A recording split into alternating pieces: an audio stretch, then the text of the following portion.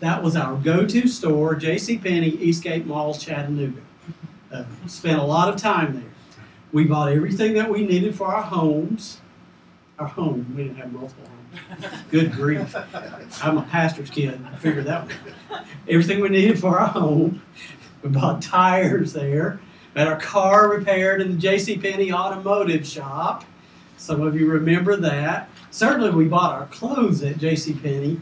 I mean, for one thing, it was necessary for me to buy my clothes at JCPenney because they had a husky boys department. Now, if that gives you a picture, you can figure that out. If we couldn't find what we wanted, most of the time my mom ordered from the catalog.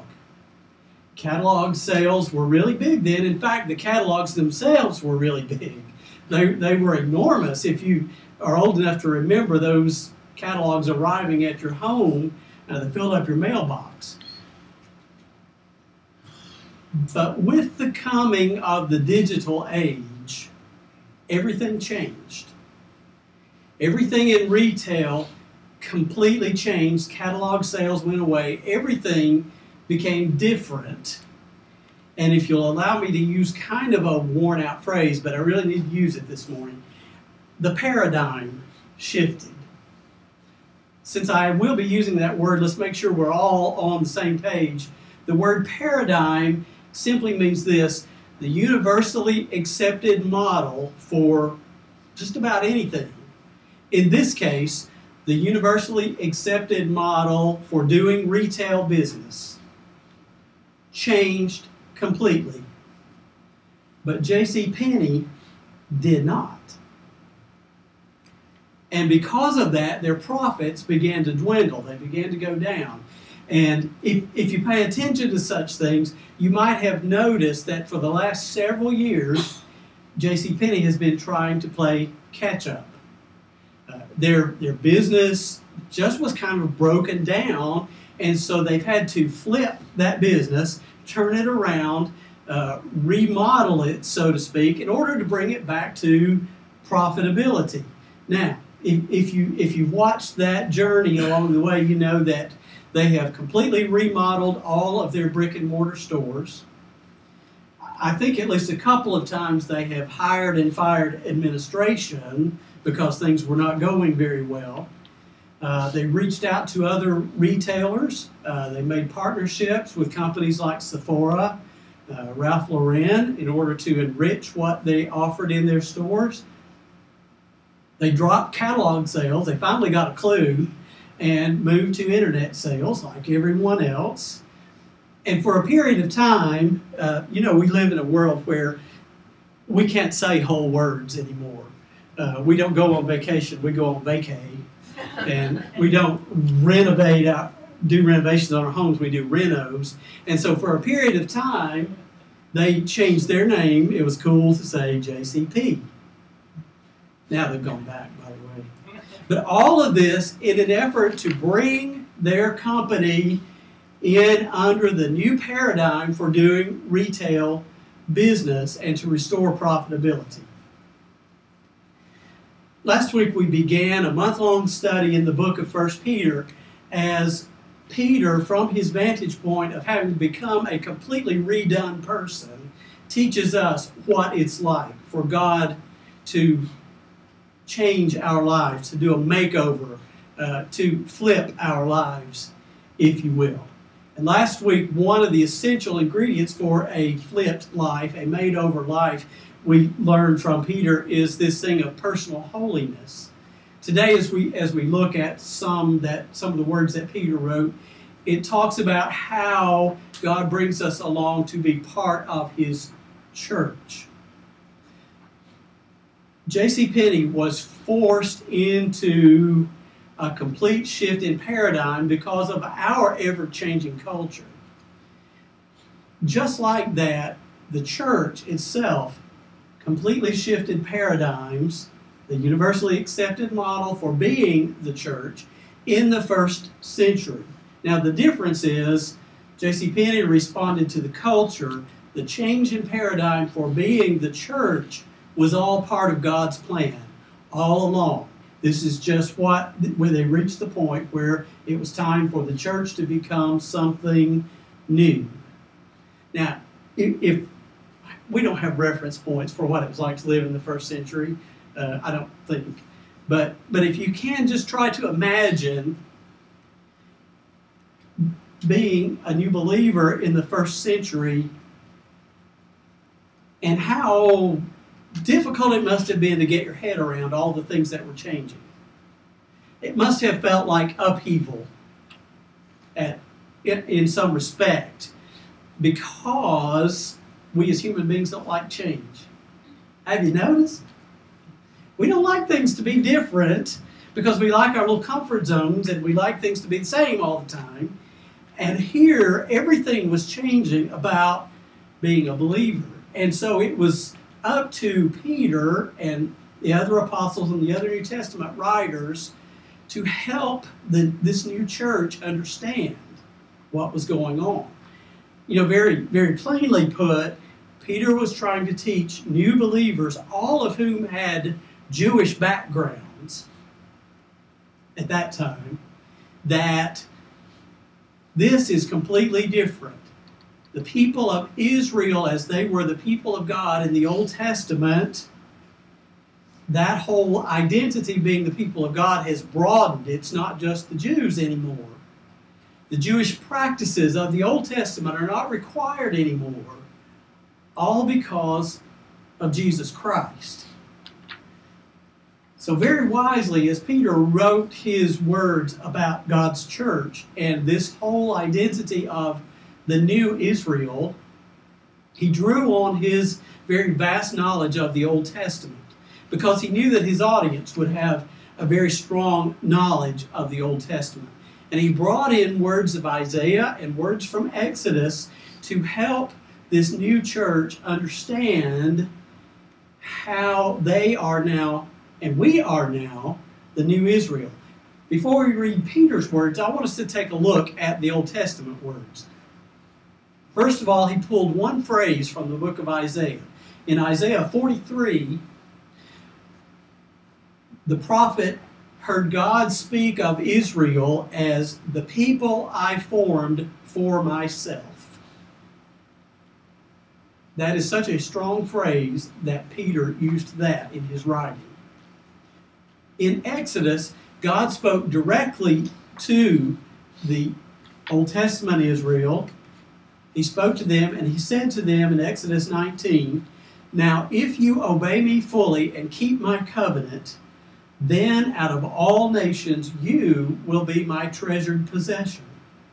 Although the whole earth is mine, you will be for me a kingdom of priests and a holy nation." Now, keep that in mind as we look at how Peter formed the very strong theology of the new Israel to help people understand there is a new paradigm. There is a new universally accepted way of being the people of God, of being God's church. You can see how he very, very smartly brought those Old Testament phrases into our text for today, which is 1 Peter 2, verses 9 and 10, primarily verse 9. You are a chosen people, a royal priesthood, a holy nation, God's special possession, that you may declare the praises of him who called you out of darkness into his wonderful light. Once you were not a people, but now you are the people of God. Once you had not received mercy, now you have received mercy. It gives me chills just to read those words. The paradigm shifted. The concept of what it means to be the people of God widened infinitely to include all people. And that is what Peter was addressing in our text for today. Now, hold that thought, because we're going to come back to it, but I want to bring you forward a lot of centuries into the last half of the 20th century, because I want to call your attention to something that took place. Most of us were alive then. The paradigm for being church changed again in the last half of the 20th century. It was such a slow change that most of us didn't even recognize what was happening. It was not a global change as far as I know, because if you look at churches in other places, this kind of change didn't take place. It was more within the American church. It was a shift of paradigm as a result of human culture. And here's what happened. In part, and not in every congregation, but in part, churches came to think of themselves more like businesses. And as such, people shop churches. You see that happening. You go from church to church until you find one that provides for you the goods and services that meet the needs of yourself and your family. That's the way people have come to think of church. Because of that paradigm, along the way, churches began to think of pastors more in a CEO capacity, and the leadership more as a board of directors. Now, as I said, those two things didn't happen across the board, not fully in every congregation, but I wanted to point out that that was a change that kind of has happened in a lot of places. The bigger change that happened in church, still going on today, is that being part of a church was reduced to being just one item in a very long list of activities that comprise for us very busy lives. If you look at any particular family, if you were to alphabetize all of the things that that family does during a week, church would come in there probably between Boy Scouts and dance class. You know, it's just one thing that we do, and we check it off the list. So it is an important responsibility for congregations like us to help people come back to the understanding of what God intended all along for His church to be. The new paradigm for being the church is actually the original paradigm because God never changed it. It's the scriptural paradigm for being the church. Church is not an activity, but based on what we're looking at today and what Peter and other New Testament writers said to us, church is not an activity. Church is an identity. It is who we are. We are a chosen people. We are a royal priesthood. We are a holy nation. We are God's special possession.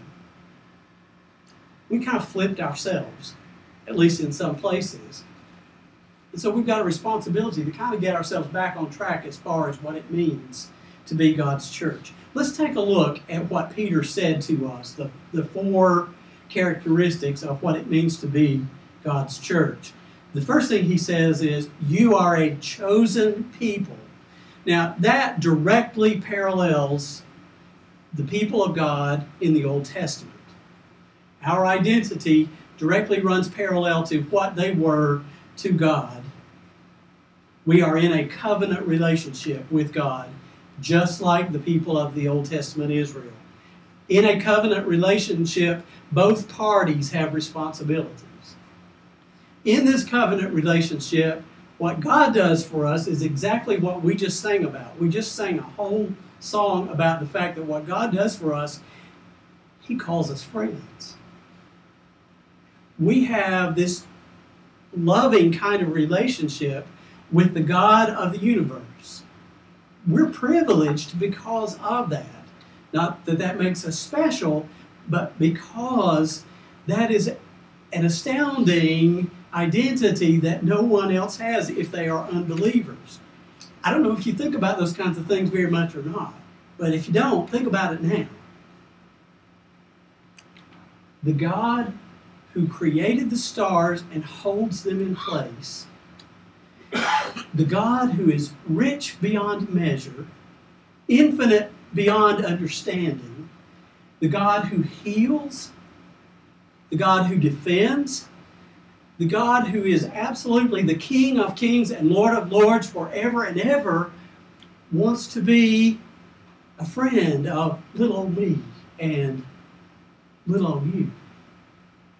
It's amazing to think about that in this covenant relationship as God's chosen people.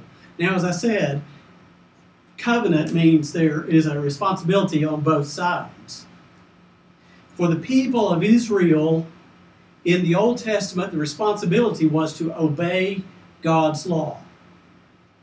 Very clearly, the New Testament teaches us with the coming of Jesus Christ and with the sacrifice that he made on our behalf, that law is no more. Our responsibility as believers, instead, our part of the covenant is to follow the teachings, to obey the teachings of Jesus Christ. And quite frankly, I think that's a lot harder. You know, in the Old Testament, there were some tough things in the law, but there were some just very meticulous, tedious things. You know, they had to count out their herbs and pay attention to the number of steps they took on the Sabbath and things like that. When you think about the fact that we are called upon to obey the teachings of Jesus, think what that entails. I could spend my entire life just trying to get the Sermon on the Mount right. You know, probably just trying to get the passage that Dan read earlier, just those few verses right. I mean, it is difficult. And ultimately, Jesus reduced it all down for us so that we could understand it a little better. And he said, what I really need you to do is to love the Lord your God with all of your heart and all of your soul and all of your mind and all of your strength. And then I need you to love the people around you as much as you love yourself.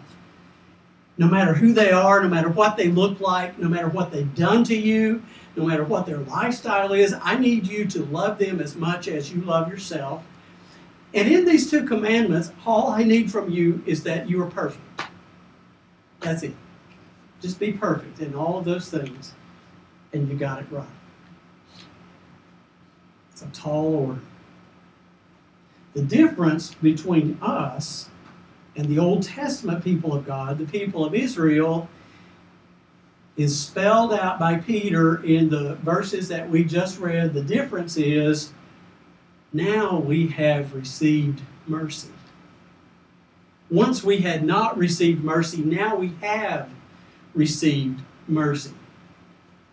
We strive for the goals that Jesus set before us, and when we fall flat on our face, there is mercy. There is forgiveness. There is grace. There is a do-over from the loving heart of our friend God. That's what it means to be God's chosen people. As the church, we live in a covenant relationship with Him, and that is not an activity. That is an identity. The new paradigm for being God's church is the original paradigm that God intended all along the way. Second thing that Peter says to us, as the people of God, we are a royal priesthood.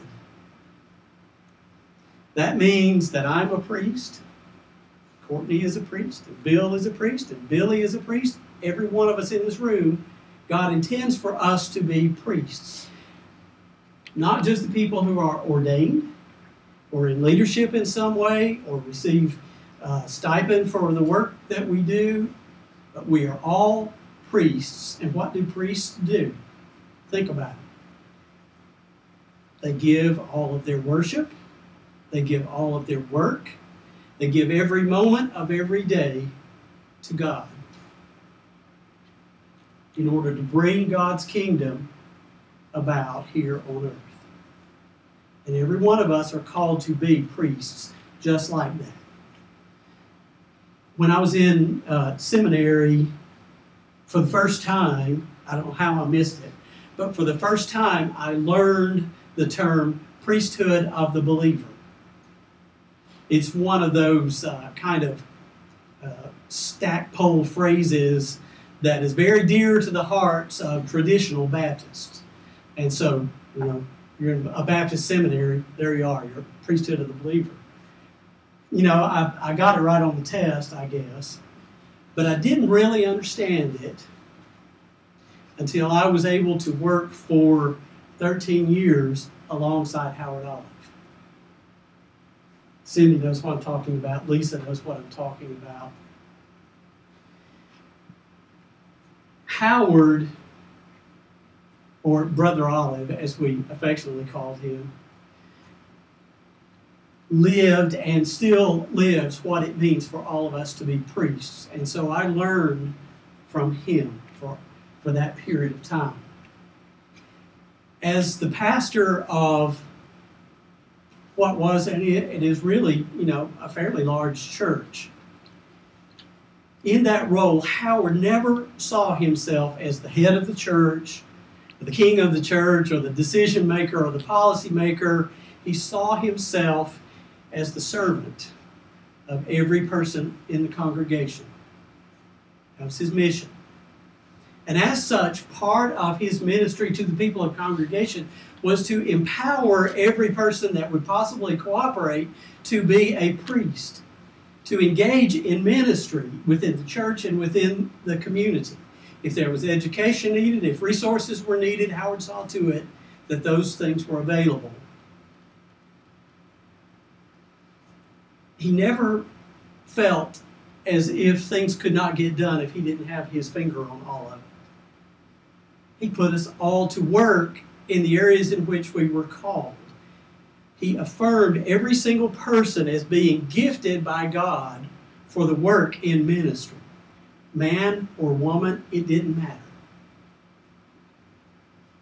And I have to grin because I can think of some situations, and you two will recognize what I'm talking about.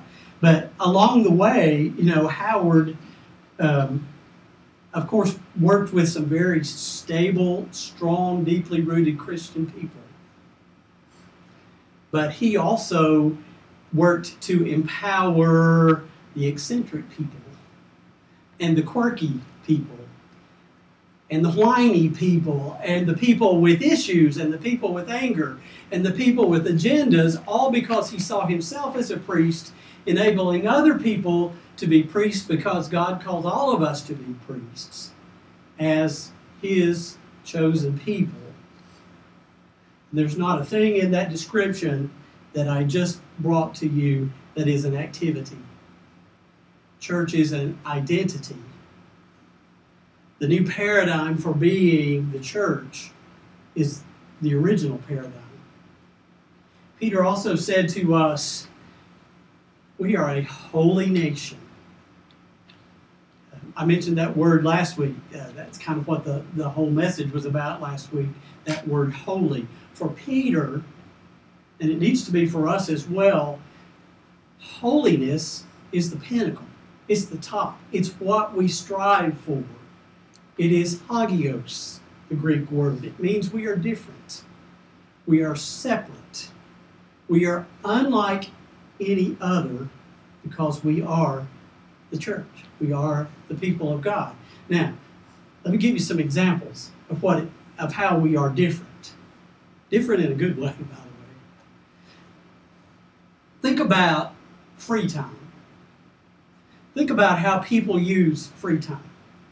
People use free time for everything from going shopping, lounging by the pool, taking a nap, participating in team sports, viewing spectator sports, losing spectator sports. You know, we do all kinds of things with our free time, and we all do as well. But we also take our free time along the way and use it to work to make someone else's life better. Because we are different. Think about work ethic. And those of you who are in work in the public life, you probably have noticed there is a trend.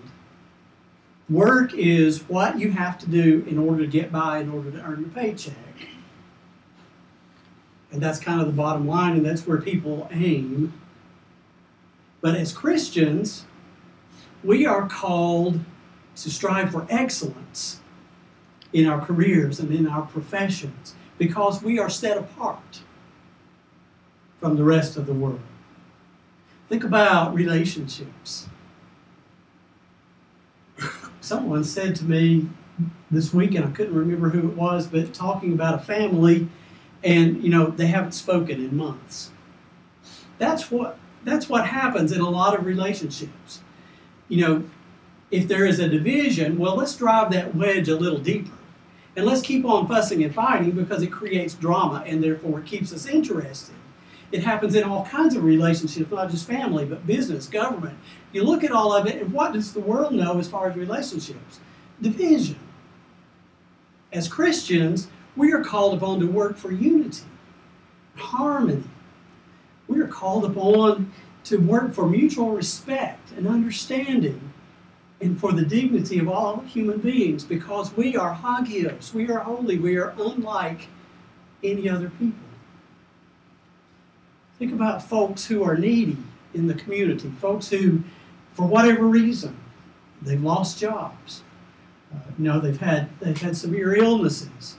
Maybe they're part of the cycle. They just kind of live off of welfare. People who have needs, most of the community sees them as a burden, a drain on resources. As Christians, we are called upon to see their need, whatever caused their need, as an opportunity for us to be the hands and feet of Jesus Christ in order to meet those needs. We are holy people. We are set apart. We are unlike any other. We are even called upon to go as far as whoever is standing in front of us, no matter what their color, no matter what their lifestyle, no matter what they have done or what they haven't done, we are called upon to look them in the eye and see that they are made in the image of God. We are unlike any other as the people of God. As His church, we are called to be holy, and that is not an activity. That is an identity. The paradigm for being the church is the original New Testament paradigm. The last thing that Peter says to us is, we are God's special possession. We belong to God Himself. That at first glance is somewhat akin, or sounds somewhat akin to being the chosen people of God, and they are related. But there is a difference, and I'll see if I can help us understand. Last year, CNN reported that a pair of Willie Nelson's braids sold at auction for $37,000.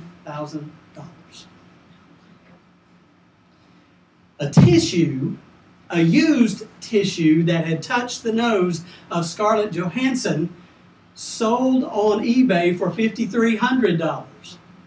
Boogers and all, I guess. I don't know. I didn't research it that much. Lady Gaga sold one of her fake fingernails for $13,000. And the clincher is this. William Shatner donated one of his kidney stones to Habitat for Humanity, and that nonprofit turned around and auctioned it off for $25,000. In this upside-down world in which we live, very often we assign value to something because of who owned it. Think where we get our value. We are God's possession. We belong to the God of the universe. It makes us valuable as human beings beyond measure. And let me tell you, you can go a lot of places, and you can meet a lot of people, and you can accomplish a lot of glorious things in your life, but it will never measure up to being God's special possession. And there comes with that actually another privilege. Think about what we all do with those articles that are valuable to us. Our treasured, valuable possessions. either because they've been passed down, they have a memory, or because they are financially valuable. We guard them. We protect them. We secure them so that nothing happens to them. Because we belong to God, He does the same thing for us. He guards and protects and secures us. And along the way, He will call upon the very armies of heaven to assure that whether it's in this life or in eternity, one way or another, the victory is ours because we belong to God, because we are His church. And that's not an activity. That is an identity. And it is the paradigm that God intended, the universally accepted model for being the church all along. So as this month we are looking at what is essential for us if our lives are completely renovated, our lives are completely flipped, so to speak. First of all, we become holy. Second of all, for today, we gain a sense of identity. We know who we are and we know whose we are. And I bring this message today joyfully and really in celebration because as best I can tell, unlike many other congregations, we have a grasp of these characteristics that Peter teaches us. More than any other church that I've ever been a part of, we understand that. We understand that we are a chosen people, that a royal priesthood, a holy nation, and God's special possession. And Peter kind of summed it all up, all with one purpose of declaring the praises of God, who has brought us out of complete darkness into His beautiful, wonderful, marvelous light. And as we look toward our 5th year as a church, may that ever be so. And with all of us saying, thanks be to God. Let's pray.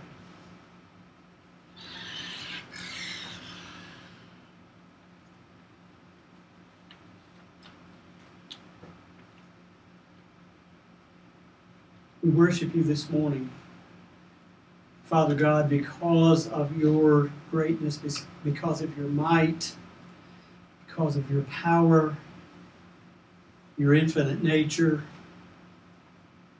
We offer You thanks for calling us to be Your people, for setting us apart, for choosing us, for allowing us to be Your friends,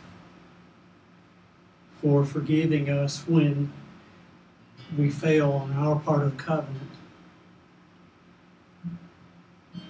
And we can sum it all up, Father, simply by saying we love You.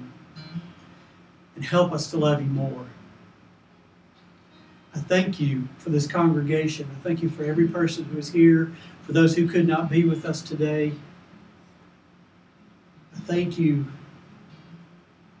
for bringing us together, for the explicit purpose of praising You in this community and helping others see that the paradigm that You gave us for being Your church is still the same. It's still what You called us to be all of those years ago. We ask for Your wisdom and we ask for Your guidance as our ministry teams begin to dig in and get to work, Father, that we might hear Your voice leading us in every step of the process. We worship and honor You in all of this in the strong and mighty and powerful name of our Lord Jesus Christ. Amen. Stand, please, as we sing together.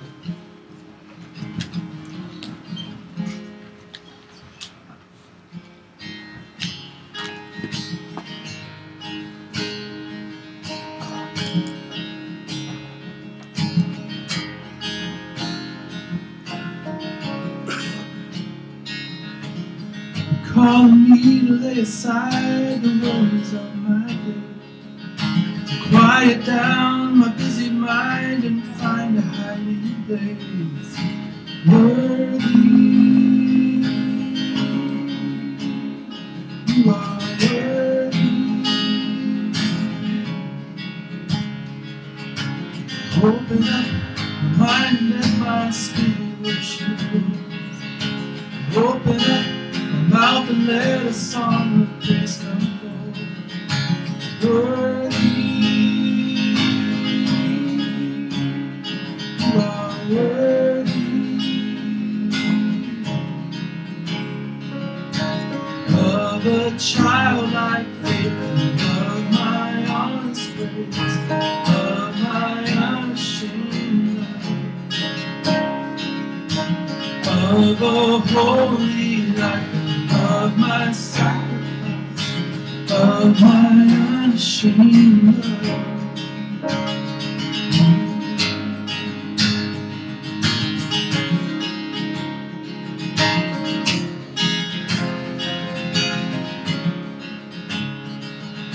You're calling me to lay aside the worries of my day, quiet down my busy mind and find a hiding place. Worthy, you are worthy. Open up my heart and let my spirit worship you. Open up my mouth and let a song of praise come forth. Worthy, you are worthy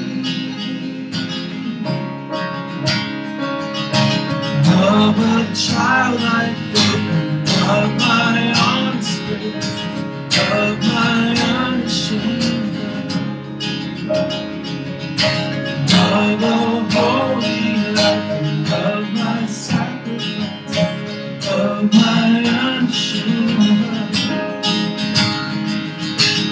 of a childlike faith, of my honest praise, of my unashamed love,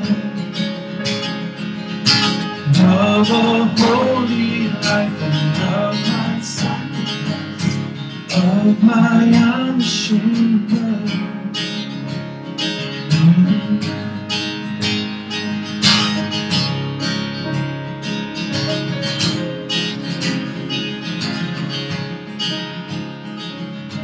Worthy, you are worthy. Worthy, you are worthy. Worthy, you are worthy.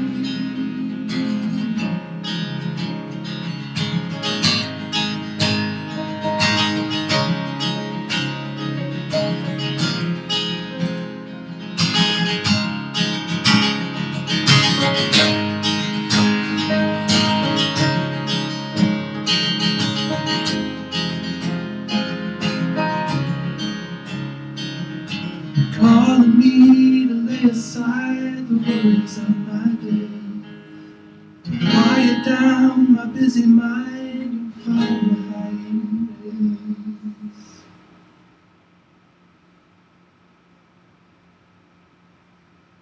God, as we go out from this place today, would you give us strength and courage